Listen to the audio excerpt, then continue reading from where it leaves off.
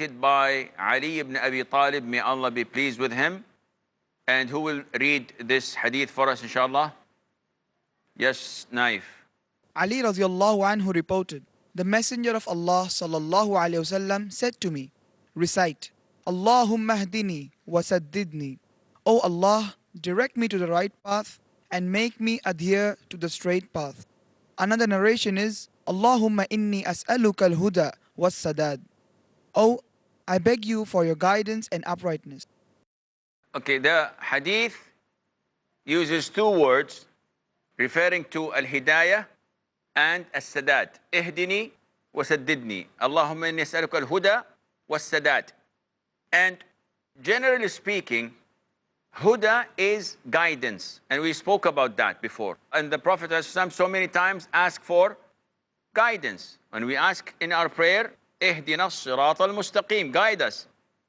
So what is the difference between guidance and as-sadad? Guidance is a general term. So anything you do requires guidance from Allah Azza wa Jal.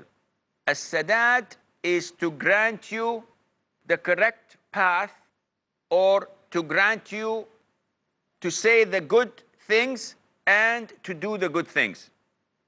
So when you aim at a target, you are doing the act of isaddid, because you're aiming. And once you shoot the right thing, then you have actually done the right thing. So guidance is general. Sadad, you need it in what you say and what you do.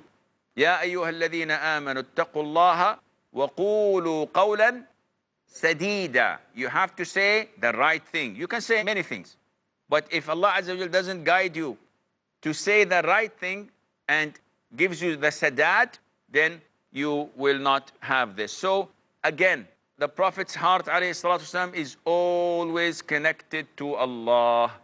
You have to have the same need, the same urge to Allah to guide you all the time. Without Allah's guidance, you are misled.